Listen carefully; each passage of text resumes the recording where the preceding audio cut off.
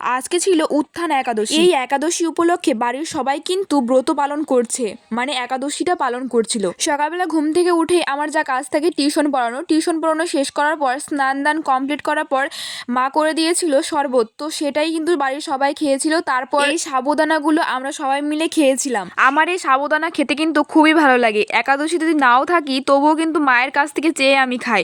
প্রত্যেকটা একাদশী করা হয় না সেরকমভাবে, কিন্তু উত্থান একাদশীটা পালন করি। যেখানেই থাকি না কেন উত্থান একাদশীটা পালন করার চেষ্টা করি। তারপর এখানে বাজারঘাট নিয়ে চলে আসলো বাবা। কিছুদিন ধরে বৃষ্টি হচ্ছিল, সেজন্য কিন্তু আর বাজারে যাওয়া হয়নি। সেজন্য একাদশীর দিনই বাজার থেকে এই সমস্ত জিনিস নিয়ে এসেছিল। এখানে দাদু, বোন আর বাবার জন্য চা করছিলাম। আমি সেরকমভাবে চা খাই না, খুব কম খাই। আর এদিকে মা আলু ঝুরি করে সেদ্ধ করতে দিয়েছিল, কারণ এখানে শ্যামা চাল রান্না হবে। আমাদের বাড়িতে মা বাদে শ্যামা চাল কিন্তু প্রত্যেকেই খায়। আমাদের বাড়িতে যখন একাদশী পালন করা হয় মা কিন্তু আগুনের জিনিস কোনো কিছুই খায় না, মানে আগুনে জাল দেওয়া জিনিসগুলো কিন্তু খায় না। আর এইদিকে আমরা না খেয়ে থাকতে পারবো না, কষ্ট হবে, সেজন্য কিন্তু মা আবার এদিকে শ্যামা চাল রান্না করছে। মানে অনেকে জন আমার ভিডিও দেখে কমেন্ট করে বলেছো, এর আগে ভিডিও পোস্ট করেছিলাম মানে শ্যামা চাল রান্না করার একটা ভিডিও, তো সেখানে অনেক দিদিভাই দাদাভাই কমেন্ট করে বলেছো যে শ্যামা চাল খেতে হয় না। আমি সেটা জানতাম না, কিন্তু মা বলে যে খেলে কিছু হয় না, সেজন্যই আমাদের বাড়ির সবাই খায়। আর এর আগেও দেখেছি যে অনেকজনই কিন্তু এই শ্যামা চালের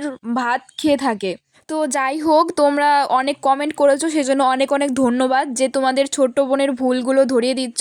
তো নেক্সট টাইম চেষ্টা করব যে শ্যামা চালকে সাইডে রাখার, মানে খাবো না। তারপর এইদিকে খাওয়া দাওয়া শেষ করার পর আপেল খাওয়া দাওয়া কমপ্লিট করে নিলাম। তারপর রাত পেরিয়ে সকালবেলা স্নান শেষ করার পর গোপুর জন্য প্রসাদ করেছিল মা। গোপুর প্রসাদ আর হচ্ছে চাল দিয়ে আমাদের পারণটা ভাঙলাম। আর মার এখানে অনেক কিছু রান্না হচ্ছিল, মোচার ঘন্ট, ডাল, বড়া, বাঁধাকপির ঘন্ট, এই সমস্ত রান্না হচ্ছিল আজকে। কে কে এই একাদশী করলে অবশ্যই কিন্তু কমেন্টে জানিয়ে যাও। আজকের এই মিনি ব্লগটা এই পর্যন্তই। ভালো লাগলে অবশ্যই লাইক, কমেন্ট, শেয়ার করে ছোট্ট বোনের পাশে থেকো। দেখা হচ্ছে নেক্সট নতুন কোনো ভিডিও নিয়ে।